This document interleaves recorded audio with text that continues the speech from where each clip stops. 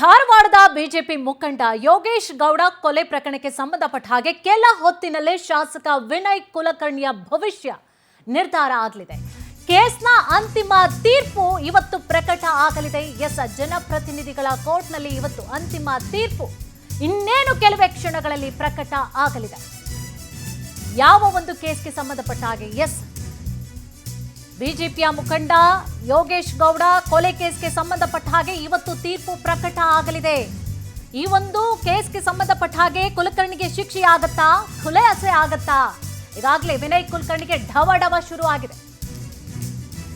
2016ರಲ್ಲಿ ಧಾರವಾಡದ ಜಿಮ್ನಲ್ಲಿ ಯೋಗೇಶ್ ಗೌಡ ಕೊಲೆ ಆಗಿತ್ತು. ತೀರ್ಪು ಹಿನ್ನೆಲೆಯಲ್ಲಿ ಕೋರ್ಟ್ಗೆ ಶಾಸಕ ವಿನಯ್ ಕುಲಕರ್ಣಿ ಹಾಜರಾಗಲಿದ್ದಾರೆ. ವಿನಯ್ ಕುಲಕರ್ಣಿ ಸೇರಿದಂತೆ ಎಲ್ಲ 21 ಆರೋಪಿಗಳು ಇವತ್ತು ಕೋರ್ಟ್ಗೆ ಬರ್ತಾ ಇದ್ದಾರೆ. ಸೊ ಏನಾಗುತ್ತೆ ಅನ್ನುವಂತಹ ಆತಂಕದಲ್ಲಿ ಇವತ್ತು ವಿನಯ್ ಕುಲಕರ್ಣಿ ಇದ್ದಾರೆ. ಬಹಳಷ್ಟು ಭಯ, ಡವಡವ ಶುರು ಆಗಿದೆ. ಇದಕ್ಕೆ ಸಂಬಂಧಪಟ್ಟ ಹಾಗೆ 15ನೇ ಆರೋಪಿಯಾಗಿದ್ರು ವಿನಯ್ ಕುಲಕರ್ಣಿ. ಇಬ್ಬರು ಪೊಲೀಸರು ಸೇರಿದಂತೆ 21 ಆರೋಪಿಗಳಾಗಿದ್ರು ಈ ಒಂದು ಕೇಸ್ಗೆ ಸಂಬಂಧಪಟ್ಟ ಹಾಗೆ. ಧಾರವಾಡದಲ್ಲಿ 2016ರಲ್ಲಿ ಜೂನ್ನಲ್ಲಿ ಯೋಗೇಶ್ ಗೌಡ ಕೊಲೆಯಾಗಿರುತ್ತೆ. ನೋಡಿ, ಒಂದು ಸ್ವಲ್ಪ ಹಿಸ್ಟ್ರಿನೂ ಕೂಡ ಚೆಕ್ ಮಾಡೋದು ನೋಡಿದ್ರೆ, ಯಾಕಂದ್ರೆ ಇದು 10 ವರ್ಷದ ಹಿಂದಿನ ಕೇಸ್.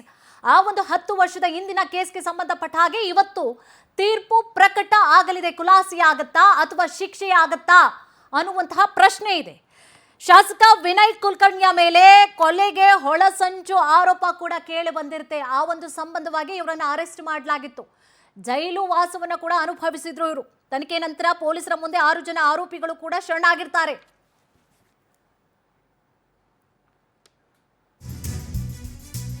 ಕೆಲವೇ ಕ್ಷಣಗಳಲ್ಲಿ ವಿನಯ್ ಕುಲಕರ್ಣಿಯ ಭವಿಷ್ಯ ನಿರ್ಧಾರ ಆಗಲಿದೆ. ಯೋಗೇಶ್ ಗೌಡ ಕೊಲೆ ಕೇಸ್ನ ತೀರ್ಪು ಇವತ್ತು ಇನ್ನೇನು ಕೆಲವೇ ಕ್ಷಣಗಳಲ್ಲಿ ಪ್ರಕಟ ಆಗಲಿದೆ. ಶಾಸಕರಿಗೆ ಢವಢವ ಈಗಾಗಲೇ ಶುರುವಾಗಿದೆ. ಕೋರ್ಟ್ಗೆ ಎಲ್ಲರೂ ಕೂಡ ಈಗಾಗಲೇ ಹಾಜರಾಗಿದ್ದಾರೆ. ನಿವಾಸಕ್ಕೆ ಇನ್ನು ವಿನಯ್ ಕುಲಕರ್ಣಿ ಅವರ ನಿವಾಸಕ್ಕೆ ಪೊಲೀಸ ಬಿಗಿ ಭದ್ರತೆಯನ್ನು ಏರ್ಪಡಿಸಲಾಗಿದೆ. ಧಾರವಾಡದ ಶಿವಗಿರಿ ನಗರದಲ್ಲಿನ ವಿನಯ್ ಕುಲಕರ್ಣಿ ನಿವಾಸಕ್ಕೆ ಈಗ ಹೆಚ್ಚಿನ ಸಂಖ್ಯೆಯಲ್ಲಿ ಪೊಲೀಸರನ್ನ ಕೂಡ ನಿಯೋಜನೆ ಮಾಡಲಾಗಿದೆ. ಯೋಗೇಶ್ ಗೌಡ ಕೊಲೆ ಕೇಸ ತೀರ್ಪು ಹಿನ್ನೆಲೆಯಲ್ಲಿ ಪೊಲೀಸರು ಕೂಡ ಮುಂಜಾಗ್ರತಾ ಕ್ರಮವನ್ನು ಕೂಡ ತೆಗೆದುಕೊಂಡಿದ್ದಾರೆ.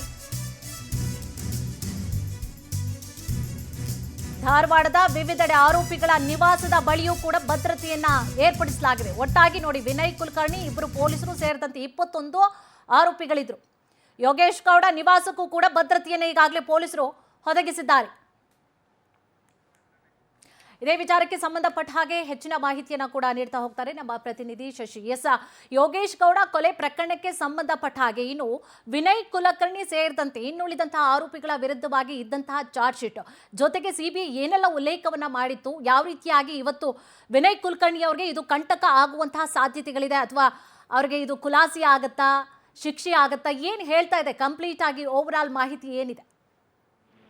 ಕುಸುಮ, 2016ರಲ್ಲಿ ಬಿಜೆಪಿ ಮುಖಂಡ ಮತ್ತೆ ಜಿಲ್ಲಾ ಪಂಚಾಯತಿ ಮಾಜಿ ಸದಸ್ಯರಾಗಿದ್ದಂತ ಯೋಗೇಶ್ ಗೌಡರನ್ನ ಕೊಲೆ ಮಾಡಲಾಯಿತು. ಆ ಕೊಲೆಯಲ್ಲಿ ಪ್ರಮುಖವಾಗಿ 21 ಜನ ಆರೋಪಿಗಳು ಈಗಾಗಲೇ ಒಂದು ರೀತಿಯಾಗಿ ಜೈಲು ಶಿಕ್ಷೆಯನ್ನ ಅನುಭವಿಸ್ತಾ ಇದ್ರು. ಈ ಒಂದು ಆರೋಪ ಪ್ರಕರಣದಲ್ಲಿ ಶಾಸಕರಾಗಿರುವಂತ ವಿನಯ್ ಕುಲಕರ್ಣಿ ಅವರು ಕೂಡ ಭಾಗಿಯಾಗಿದ್ದಾರೆ ಅಂತ ಹೇಳ್ಬಿಟ್ಟು ಕೆಲವೊಂದಷ್ಟು ಸಾಕ್ಷ್ಯಾಧಾರಗಳನ್ನ ಕಲೆಯಾಗಿ ಚಾರ್ಜ್ ಶೀಟ್ ಅನ್ನ ಪೊಲೀಸರು ಕೂಡ ಕೋರ್ಟ್ಗೆ ಸಲ್ಲಿಕೆಯನ್ನ ಮಾಡಲಾಯಿತು.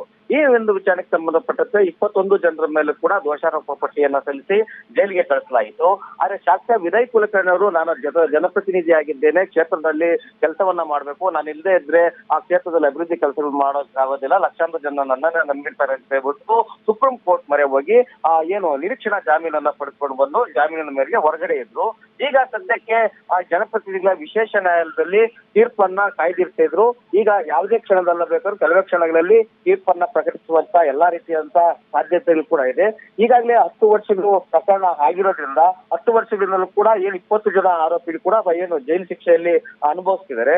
ಒಂದು ಕೊಲೆ ಪ್ರಕರಣದಲ್ಲಿ ಜೀವಾವಧಿ ಶಿಕ್ಷೆ ಅಂತಂದ್ರೆ ಕನಿಷ್ಠ ಪಕ್ಷ 14 ವರ್ಷಗಳ ಕಾಲ ಜೈಲು ಶಿಕ್ಷೆಯನ್ನ ಕೊಡ್ತಾರೆ. ಈಗ ಸದ್ಯಕ್ಕೆ ಈಗಾಗಲೇ 20 ಜನ ಆರೋಪಿಗಳೆಲ್ಲರೂ ಕೂಡ ಈಗಾಗಲೇ 10 ವರ್ಷಗಳ ಕಾಲ ಜೈಲು ಶಿಕ್ಷೆಯನ್ನ ಅನುಭವಿಸಿದ್ದಾರೆ.